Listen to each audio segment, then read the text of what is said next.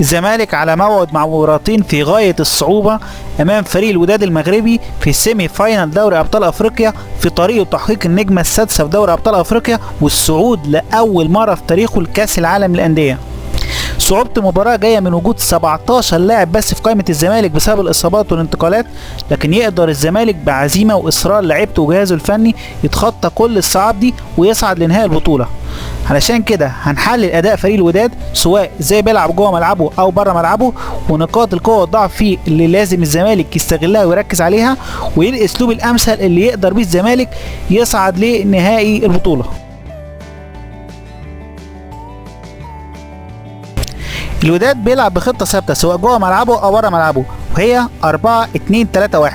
مع تغيير وتنوع في التكتيك في المباراة، بتشكيل مكون من ظهور العروبي لحراسة المرمى، قدامه يوسف رابح مرتضى فال 2 مساكين، باك يمين عبد اللطيف نصير، باك شمال ياسين الكردي، في النص 2 هولدنج صلاح الدين سعيدي وابراهيم النقاش اللي غالبا هيلعب على حساب انس الاصباحي، قدامهم صانع العاب عبد العظيم الغضروف، جناح يمين رضا اكوج، جناح شمال اسماعيل حداد، تحت مهاجم وحيد فابريس اونداما.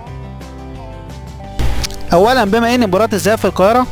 ومع توقع امتلاك الزمالك للكره وضغطه من البدايه، بيلعب الوداد بره ارضه دفاع منطقه مع تمركز دفاعي عالي من السداسي المكون من الاثنين الهولدنج في نص الملعب، ووراهم الرباعي الدفاعي بيكونوا ستاره دفاعيه بخطوط متقاربه يقفلوا بيها المساحات قدام اي فريق، مع وجود ضغط لكن بصوره مش منظمه من فابريس اونداما والمثلث الهجومي الموجود وراه على نص ملعب الفريق اللي قدامه. ولما بتتخطف الكرة بينزل فابريس اونداما كمحطة لعب في نص الملعب مع انطلاق عبد العظيم الغضروف من العمق واسماعيل الحداد من الشمال، وبيشكل مثلث ده خطورة كبيرة جدا في التحول من الحالة الدفاعية للحالة الهجومية، خاصة مع امتلاكهم للسرعة والمهارة العالية. في الحالة الهجومية لما الفرقة بتبقى ماسكة الكرة بيتقدم الباكين عبد اللطيف نصير من اليمين وياسين الكردي من الشمال علشان يساعدوا الجناحين رضا لهجوج جناح اليمين واسماعيل الحداد الجناح الشمال، وبيقوم بدور صانع الالعاب عبد العظيم الغضروف اللي بينقل الكرة وبيغير اتجاه اللعب. وهنا في نقطة مهمة جدا لازم تتوضح، الوداد فعليا ما بيهاجمش غير من ناحية واحدة اللي هي الناحية الشمال من عند اسماعيل الحداد، وبيتقدم معاه ياسين الكردي علشان يشكلوا جبهة هجومية قوية جدا هي محور لعب الوداد، واغلب الهجوم بيبقى عن طريق الجبهة دي. لكن الجبهة اليمين بتاعت رضا لهجوج بيتقدم في بعض الاحيان لكن بصوره مش كبيره وما بيوصلش الخط لانه ما عندوش مهارات فرديه يقدر يخترق بيها الدفاع بعكس اسماعيل الحداد في الجبهه الثانيه، وبالتالي اغلب العرضيات اللي بتتلعب من اليمين بتتلعب على مسافه كبيره من الخط وبتبقى سهله للمدافعين.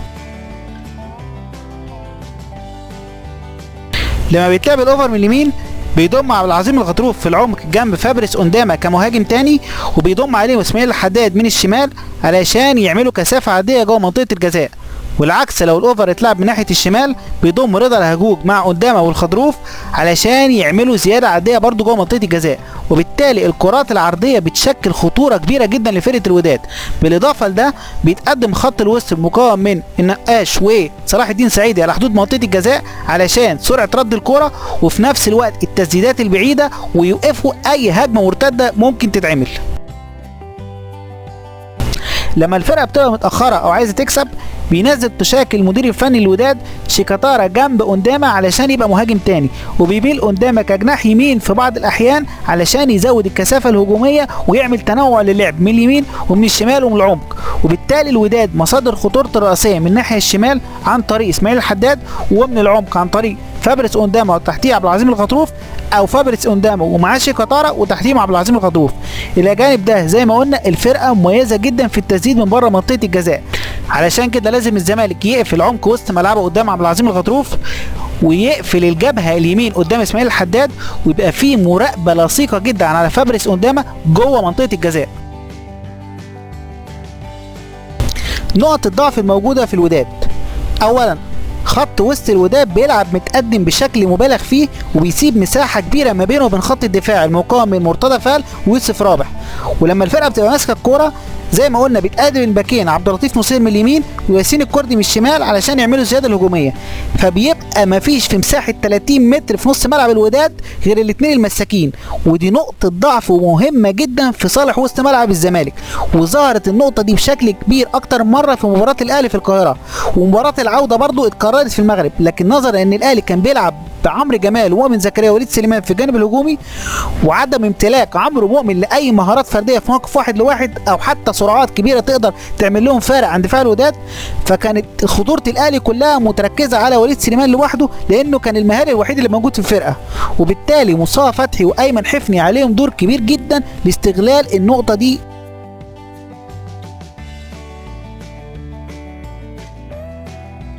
ثانيا، الناحيه الشمال في الوداد قويه جدا هجوميا، لكن دفاعيا نقطه ضعف رئيسيه في الفرقه، لان اسماعيل الحداد ما بيأديش الواجب الدفاعي، وبيبقى ياسين الكردي اللي هو الباك الشمال الضعيف خلقه بيبقى لوحده قدام 2 لعيبه اللي هو الجناح والباك اللي وراه. علشان كده اي لاعب مهاري في الزمالك هيقدر يعمل كل اللي هو عايزه من الجبهه دي، لانها تقريبا صفر دفاعيا. ثالثا، حارس مرمى الوداد زهير العروبي سيء جدا في الكرات العرضيه وضعيف جدا في التسديدات البعيده، علشان كده ضروري استغلال النقطه دي بشكل كبير من هجوم الزمالك.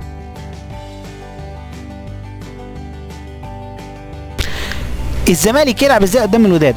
اولا، قائمه الزمالك مكونه من احمد الشناوي وجنش وعمر صلاح وراس مرمى، علي جبر ودويدار واسلام جمال مساكين، باك يمين احمد توفيق، باك شمال علي فتحي، في النص في مركز الهولدنج طارق حامد وابراهيم صلاح، في الارتكاز المساند فيه رمزي خالد معروف يوسف ومعاهم احمد توفيق بس ما فيش باك يمين تاني في الفرقه، في مركز صانع الالعاب فيه ايمن حفني، وفي الاجنحه فيه شيكابالا اللي يقدر يبقى صانع العاب برضه ومعاهم مصطفى فتحي، وفي مركز المهاجم فيه باسم مرسي وستانلي ومايوكا. علشان كده لازم خطة الماتش تناسب الامكانيات المتاحة معاك واسلوب لعب الفرقة اللي قدامك. يعني الزمالك مع مؤمن سليمان بيلعب دايما 4-3-2-1، في حين ان القايمه الموجوده وبعض الماتشات مش محتاجه انك تلعب ب3 في نص الملعب زي ماتش انيمبا. الزمالك لعب ابراهيم صلاح ارتكاز مساند يمين وثالث في نص الملعب مع طارق حامد معروف يوسف، رغم انه مكانه الاساسي هولدنج زي طارق حامد، والماتش كمان كان سهل ومش محتاج العدد ده كله في نص الملعب، وده كان من اسباب تاخر الفوز. الى جانب اصلا ان ابراهيم صلاح ما عندوش اي امكانيات في الاختراق او الزياده الهجوميه من العمق او من الاطراف، وبالتالي ظهر بمستوى سيء جدا، وده لانه بيلعب في مكان غلط مش مكانه. علشان كده مفيش حاجه اسمها خطه ثابته، كل مباراه ليها ظروفها. لما تلعب 4-3-2-1 علشان تسيطر على نص الملعب دفاعيا لازم كمان تفكر في الناحيه الهجوميه. كمثال، افضل مدرب لعب بالطريقه دي في الزمالك هو مستر فيريرا، لعب 4-3-2-1 بوجود معروف ارتكاز مساند شمال واحمد توفيق ارتكاز مساند يمين، والاثنين بيزيدوا هجوميا بالتبادل، مع وجود ايمن حفني على الورق كجناح يمين في حاله ان الكره مش مع الزمالك، ولما الفرقه بتاخد الكره بيضم ايمن حفني جوه كصانع العاب في العمق، وبيتقدم مكانه حازم امام كجناح يمين عشان يستغل مهاراته وسرعته، وبيغطي وراه احمد توفيق كمركز الباك اليمين،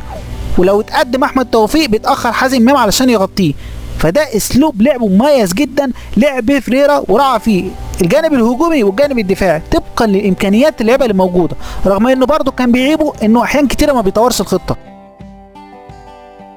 علشان كده افضل طريقه الزمالك علشان يواجه بيها الوداد هي 4-2-3-1 بوجود الشناوي لحراسه المرمى، قدامه رباعي مكون من علي جبر واسلام جمال 2 مساكين، على يمينهم احمد توفيق باك رايت، وعلى شمالهم علي فتحي باك ليفت، قدامهم 2 هولدنج ثابتين طارق حامد وابراهيم صلاح، قدامهم صانع العاب ايمن حفني، على يمينه رمزي خالد جناح يمين، وعلى شماله مصطفى فتحي جناح شمال، وبيتبادل المراكز مع ايمن حفني ورمزي خالد تحت مهاجم وحيد باسم مرسي.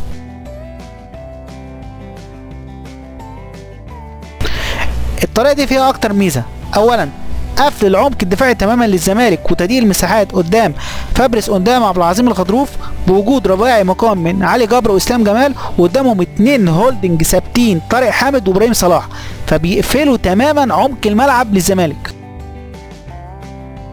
ثانيا وجود رمزي خالد كجناح يمين قدام احمد توفيق علشان يقوم بالدور الهجومي، وفي نفس الوقت سرعه الارتداد الدفاعي علشان يقفل على جبهه اسماعيل الحداد الخطيره، وده بيديله الميزه عن شيكابالا المميز جدا في الناحيه الهجوميه لكنه بطيء في الارتداد، وفي نفس الوقت تقريبا ما بيقومش بالدور الدفاعي. ثالثا تمركز ايمن حفني في العمق ورا الاثنين الهاف ديفندرز فريق الوداد علشان يستغل المساحه الكبيره اللي بيسووها ما بينهم وبين خط الدفاع، مع وجود حريه حركه لمصطفى فتحي يمين وشمال، خاصه ناحيه ياسين الكردي ضعيفه دفاعيا. هيشكل الزمالك خطوره كبيره على فريق الوداد من المرتدات، خاصه كمان ان مؤمن سليمان بيعتمد في الحاله الدفاعيه على وجود لاعب مهاري قدام تحت باسم مرسي علشان ينقل الكوره بسرعه لنص ملعب الخصم. رابعا استغلال مهارة مصطفى فتحي وباسم مرسي في التسديد المتقن على زهير عروبي الضعيف جدا في التسديدات بعيدة زي ما قلنا. خامسا تمركز ابراهيم صلاح وطارق حامد قرب منطقة الجزاء علشان السكند بول ويقفوا اي مرتدات لفريق الوداد عن طريق فابريس اونداما او عبد العظيم الغضروف زي ما شرحنا قبل كده. سادسا مفيش حاجه اسمها مصطفى فتحي لاعب الشوط الثاني وما يقدرش يلعب الشوط الاولاني. مصطفى فتحي في ظل الغيابات الموجوده في القائمه ونقص الحد وجوده مهم جدا من اول ماتش. مصطفى لو فايق هيفرق كتير جدا مع الزمالك.